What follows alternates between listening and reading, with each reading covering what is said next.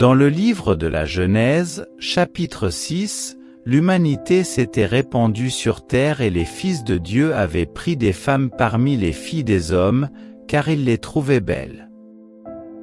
Le Seigneur décida alors que l'humanité ne vivrait pas éternellement, fixant leur espérance de vie à 120 ans. À cette époque, il y avait des géants sur terre, et même après, lorsque les fils de Dieu eurent des relations avec les filles des hommes et qu'elles donnèrent naissance à des enfants, ces géants devinrent les héros légendaires, des hommes renommés.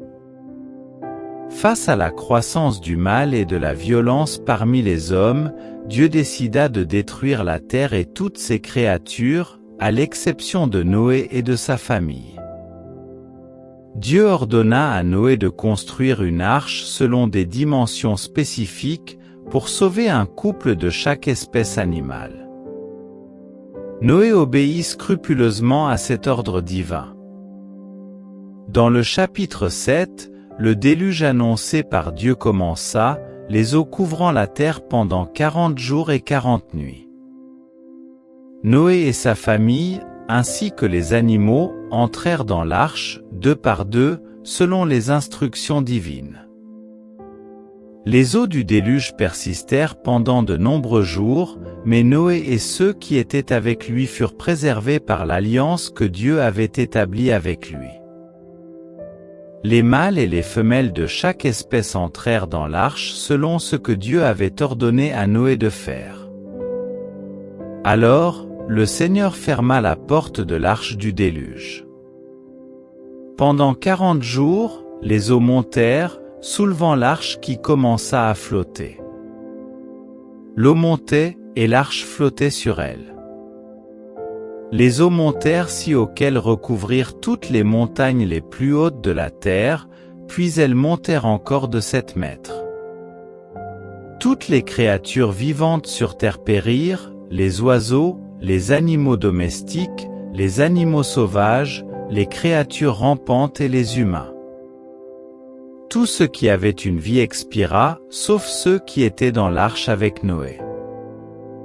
Tout le reste fut détruit, hommes, animaux domestiques, animaux sauvages, créatures rampantes et même les eaux. Ce n'est que 150 jours plus tard que les eaux commencèrent à diminuer. Dans le livre de la Genèse, chapitre 8, lorsque le déluge prit fin, Dieu se souvint de Noé et de tous les animaux avec lui dans l'arche. Dieu fit souffler un vent sur la terre et les eaux commencèrent à diminuer.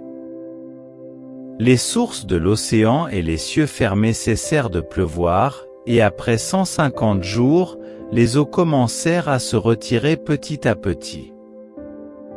Le 17e jour du 7e mois, l'arche s'arrêta sur les montagnes d'Ararat, et les eaux continuèrent à baisser jusqu'au premier jour du 10e mois, où les sommets des montagnes commencèrent à apparaître.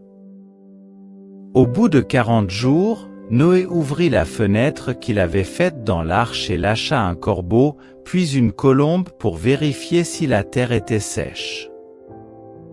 Noé construisit ensuite un autel et offrit des sacrifices à Dieu, qui trouva le parfum des sacrifices agréables. Alors Dieu dit à Noé de sortir de l'arche avec sa famille et tous les animaux.